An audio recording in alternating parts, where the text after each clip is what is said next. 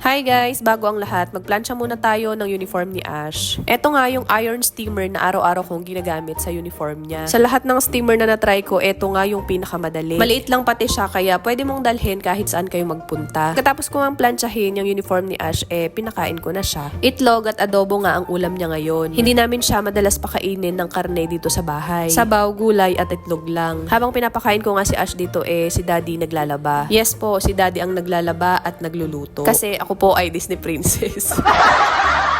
Hoy, charot lang. Siyempre, may small business kaming inaatupag. And sa mga gawain, kung sino na yung kayang gumawa, siya na yung gagawa. Hindi natin kailangan mag-antayan. Kung kaya mong gawin, why not do it, diba? May nagtanong nga kung hindi daw ba kami nag-aaway. Nako, kung alam nyo lang, ilang beses na kami naghiwalay nung si Ashley pa lang ang baby namin. Palagi ko siyang nilalayasan kasi malakas talaga ang toyo.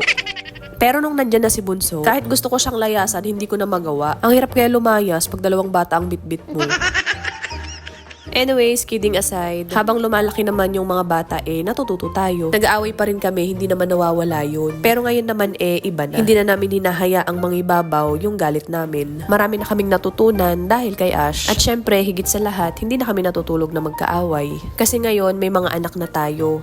May mga pusong nakatingin sa bawat kilos natin. May mga batang natututo kung paano tayo magmahal based sa kung paano tayo magmahal sa isa't isa. Hindi na tayo yung bida sa buhay natin. Sila na. O ang dami ko ng kwento, eto nga yung ginagamit namin sa kilikili ni Ash ngayon. Super effect naman siya kasi nawala yung pangangamoy ng kilikili ni Ash. After nga niyong kumain, magtututbrush na. Eto nga yung ginagamit niyang toothbrush, electric, tapos eto naman yung toothpaste niya. Alalay pa rin nga kami sa pagtututbrush kay Ash kasi sobrang lambot pa rin ng kamay niyan. Tinututbrush ko muna lahat ng ngipin niya saka ko ibibigay sa kanya. Super naging effective nga sa kanya tong electric toothbrush kasi nawala na yung palagi niyang pagsusubo ng kung ano-ano at ng buhok niya. Marunong na rin siya mag-gargle mag-isa. After nga niya mag-toothbrush, pinakuha ko na sa kanya yung uniform. Syempre, kailangan siya magsusuot niyan. Super thankful na rin talaga kami kasi ngayon sobrang dami ng improvements ni Ash. Kahit hindi pa yung nakakausap or nakakapagsalita ng mga bagay na gusto niya, kapag inuutusan mo, marami na siyang alam. Ang dami kong nababasang comment kung bakit hindi daw nagte-therapy si Ash ngayon. Alam nyo, pinaspasan na namin yung mga therapy niya at early age. Before siya mag 7 years old, tad-tad siya ng therapy at SPED. Ngayon kasi, kailangan din namin mag-build ng para sa future niya at ni Bunso. Pero syempre, hindi pa rin yun mawawalan ng schooling. At doon tayo sa school na may progress. Iba-iba yung mga kids natin. At iba-iba tayong magulang ng desisyon sa buhay. Alam natin kung ano yung kailangan ng anak natin. Alam natin kung ano ang dapat ituro sa kanila. And kami, ang priority namin sa age ni Ash ngayon ay matutunan niya ang basic life skills. Kasi ang goal namin hindi lang matuto siya,